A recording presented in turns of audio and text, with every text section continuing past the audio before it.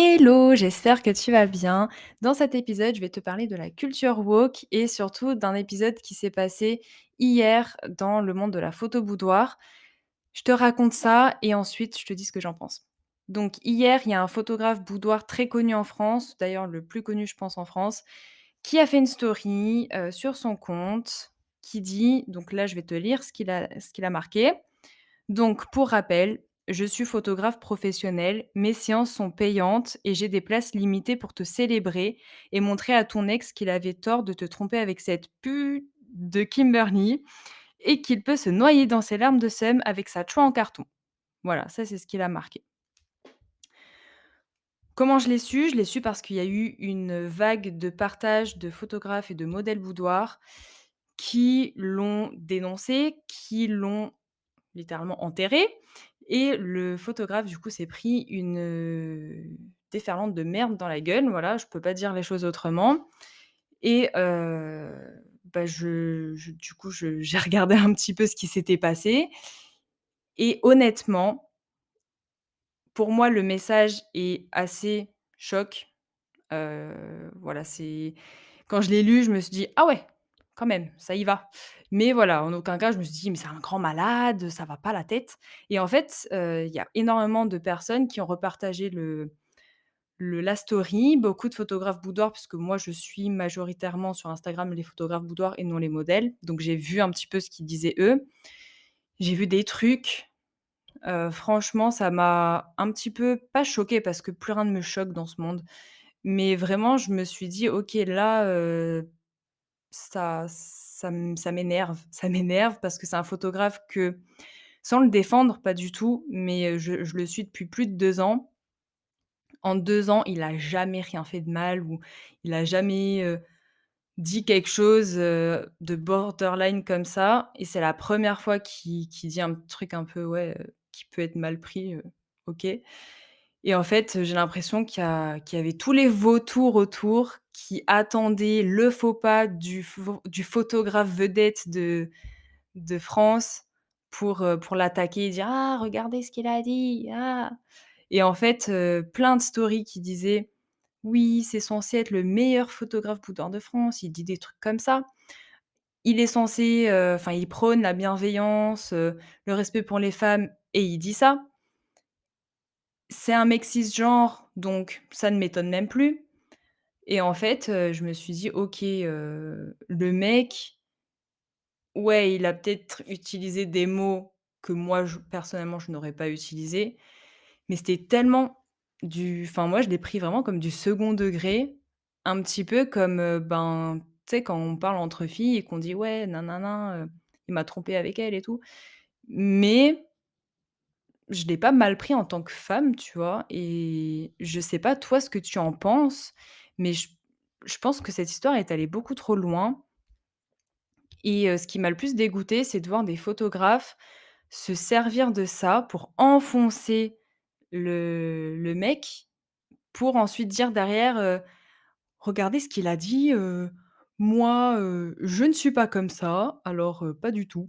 Je prône, du coup, la bienveillance parce que je suis bienveillant» et en fait, c'était en mode, «Lui, c'est une merde, viens chez moi» et franchement, j'ai trouvé ça dégueulasse parce que tu peux trouver quelque chose de choquant, mais dans ce cas, tu vas voir la personne directement et tu dis: «Écoute, là, par contre, ta story, j'ai trouvé que c'était un petit peu choquant.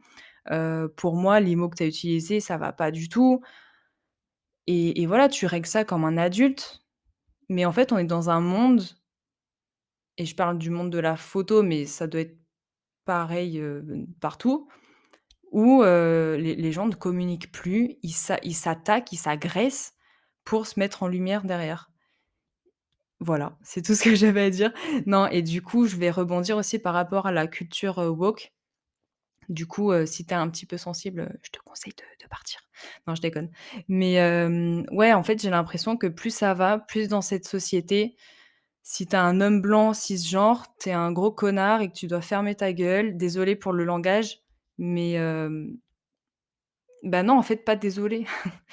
Mais voilà, même moi, en tant que femme, j'ai l'impression que je dois peser mes mots, que je dois, faire attention à ce que je vais dire et je dis en tant que femme dans le sens où, j'ai utilisé l'exemple de l'homme juste avant, mais même moi en tant que femme, j'ai cette impression-là aujourd'hui que le moindre truc va être mal pris, que ça va être repris contre toi, qu'on va te traiter de je ne sais pas quel mot inventé, wokephobe, genre la phobie des woke, j'en sais rien.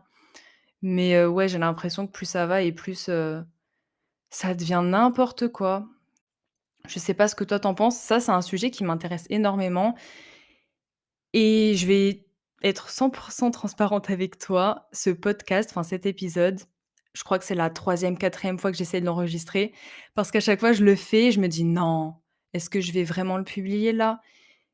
Mais ça montre bien que c'est des personnes, alors je les mets pas toutes dans le même panier, mais il y a beaucoup de personnes qui prônent, la bienveillance, l'ouverture d'esprit, mais dès que toi tu vas pas dans leur sens, de suite tu es un enfoiré et voilà. C'est un sujet dont j'ai quasiment jamais parlé parce que justement j'avais peur.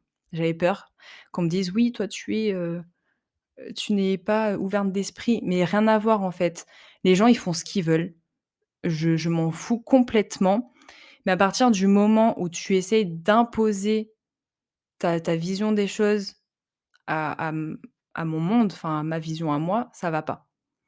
On est carrément venu me casser les pieds sur mon Instagram pour que j'utilise l'écriture inclusive. Alors, j'utilise l'écriture inclusive dans le sens, on va dire, au lieu de dire un une, je vais mettre avec le point.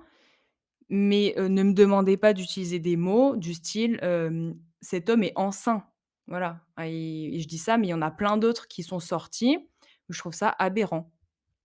Donc, faites ce que vous voulez de votre vie, faites ce que vous voulez de votre corps, franchement, moi je m'en fous.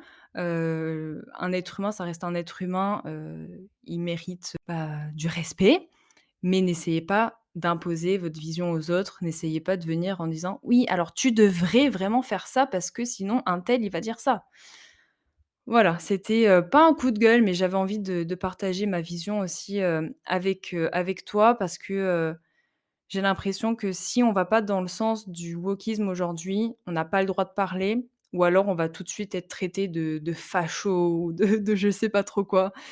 Donc voilà, donne-moi ton avis dans les commentaires. Je sais pas si tu écoutes ça sur YouTube ou sur Spotify ou une autre plateforme, mais ça m'intéresse, énormément et dernière chose pour conclure, parce que, mes idées me reviennent maintenant aussi, au fur et à mesure que j'enregistre, c'est que, je pense que ce qui s'est passé hier, si ça avait été une femme qui l'avait dit, personne n'aurait rien dit. Ce serait passé tellement crème, en fait, qu'on aurait dit, «Ah, ah, ah, ouais, trop marrant, trop marrant» et en fait, vu que c'était un mec, tout de suite, ouais, non, ça passe pas, quoi.